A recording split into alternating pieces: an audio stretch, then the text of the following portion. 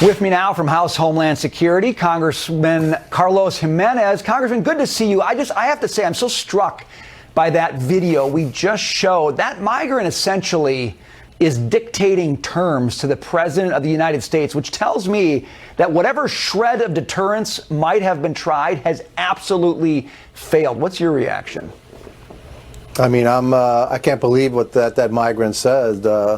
He's demanding that the President of the United States has to help him, like he has a right to enter the United States and be helped by the United States. And he's going to be here. Hey, he's only going to be here about 7 years, right? And then he's going to go back to his country. So we got to help him while he's here. I mean, he demands help. I mean, that's outrageous, And the Democrats and Joe Biden must feel that somehow the Hispanic population here in the United States, is rightly in the United States, is actually supporting stuff like this, and we don't.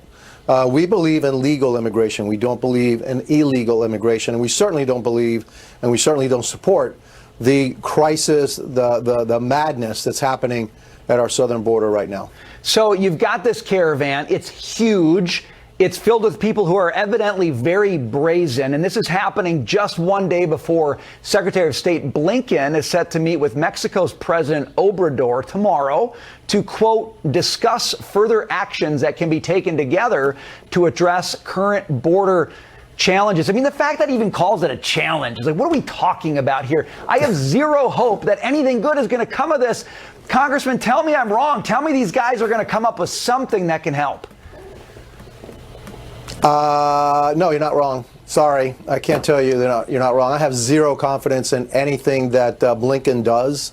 Everything that he negotiates is actually not in the best interest of the United States. It's counter to what really is needed in the United States. And so, look, I made a comment that I think he's going to pull out all the stops, and he's going to ask for a pretty please. Could you pretty please help us out? When in fact, the United States has it within its power to resolve this issue, like right now, and this administration just refuses to do that. Now, you're going to go there and say, oh, it's Mexico is causing this problem. No, actually not. Look, the first thing he's got to do is say, hey, we're going to shut down this border. Anybody that comes in the United States, going to send them back to your country.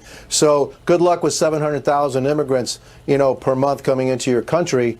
And I bet you that then the Mexican government will shut down their border really, really quick. If you are asking the Mexican government to help the United States of America, you're an idiot, because the Mexican government, especially this president, certainly doesn't want to help the United States of America. And so it's going to be fruitless. And yeah, you're not wrong. Nothing's going to come of this, right? Mexico would act when it had an incentive to act. But meantime, I want to ask you about this. Border Patrol encountered 17 people on the FBI's terror watch list in November alone. Residents and even journalists say the conditions at the southern border are the worst they've ever seen. Watch this. It's just the worst I've ever seen it, and it's not even just Eagle Pass. It's multiple places along the border that are seeing this, and this caravan that's coming. I mean, that's just the norm now. I mean, it was big headline news when there was that caravan under the Trump administration, and that was 1 or 2 times. And now we're seeing caravans leaving Tapachula on a pretty consistent basis now. It's the national security risk. It's putting the general population at risk. And it's just, it's not racist to say that. It's not because we're scared of foreigners. This is no. When you have people who we have no idea who are coming across, they could be anybody, and it's just a very big problem. Congressman, I know that you have limited options here as just one half of one branch of the government. But when you come back in 2024. What are you going to be aiming for? What are you and Congress going to be doing to try to get some kind of positive headway? Because it ain't coming from Anthony Blinken. No, listen, the problem is that, we're using funding for Ukraine and Israel as kind of leverage in order to change the policy of the Biden administration. I just don't trust that even if we negotiate something with the Biden administration, that they're going to come through. They continuously lie. Never listen to what the Biden administration tells you. You got to look at what they're doing, and what they're doing is always counter to American interests. Look, I'm an immigrant, all right? I wasn't born in this country, and I can tell you that we don't agree with what's happening at the southern border.